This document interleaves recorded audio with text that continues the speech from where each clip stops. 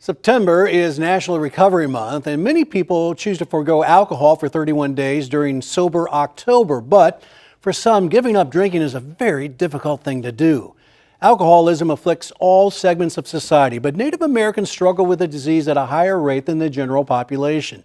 Kennedy Sepulvedo joins us now with what's being done to help address that situation. Kennedy. Rich, according to the Substance Abuse and Mental Health Services Administration, 25.9% of Native Americans over the age of 12 used illicit drugs between 2015 and 2019.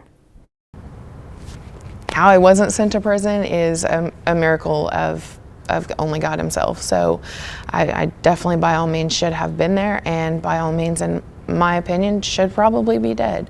After 10 years of alcoholism and addiction, Rachel Yahola started her recovery journey when she found out she was going to be a mom nearly 8 years ago. So that is when things started to shift in my brain a little bit to want to do better. I would like to say that that is where I got clean, and I've never used any alcohol or substances since then, but that actually is not my journey. She stayed sober through the pregnancy, but then slipped after giving birth. I still have a daily obligation to my recovery. I do not just get to wake up and it just happens. Native Americans are disproportionately affected by all of these things that we think about: mental illness, substance abuse. And so I think it's really important to spread the message of the resources that are available, the services that are available, the programs that are available. The Citizen Potawatomi Nation held a presentation and recovery panel discussion to spread a message of hope and healing to community members and families suffering at the hands of substance abuse illness. We get to know, well, for drugs and alcohol, how much, how often, which ones. This to wake up, this to go down. The event was really designed to just help people soften their mind and hearts to, if we're going to call it an illness, then let's accept that illnesses do certain things to people, and it is a function of the illness, not the person. We can continue to work to build the understanding and the gap that's lacking for people with understanding what addiction looks like, and that we can do some really great things and helping with people overcome that addiction just by understanding them. The Cherokee Nation Behavioral Health Department received another grant from the Federal Mental Health Care Agency, SAMHSA, to address the opioid addiction within its community. The latest of the 3 grants is $1.9 million.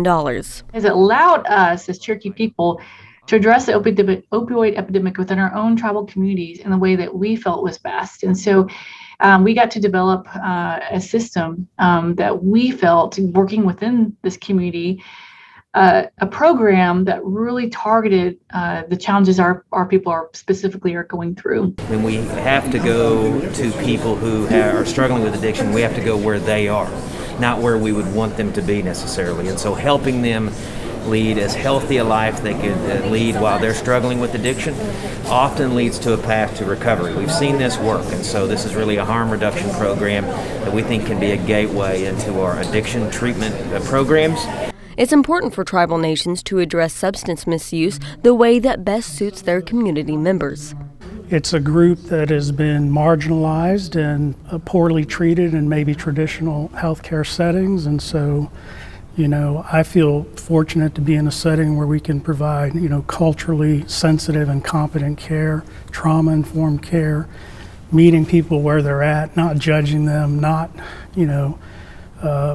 playing this larger, narrative of stigma and shaming. One of the most effective programs utilized by both tribes is peer recovery. When we can find someone who's been through what you're going through, you're going to have a deeper connection and understanding. And so it's going to bridge some gaps there for you to cross over and be a part of these services. Yahola uses her experience on the recovery journey to help others within the Citizen Potawatomi Nation who are struggling with alcohol and drug addiction.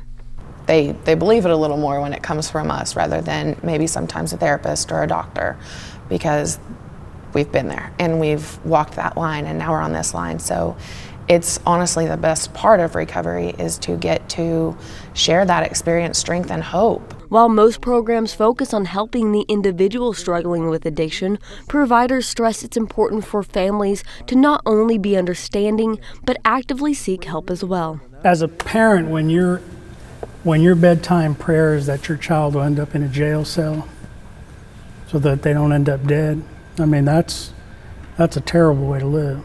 And, so what I would tell them is you need help too. Like, this illness affects you too.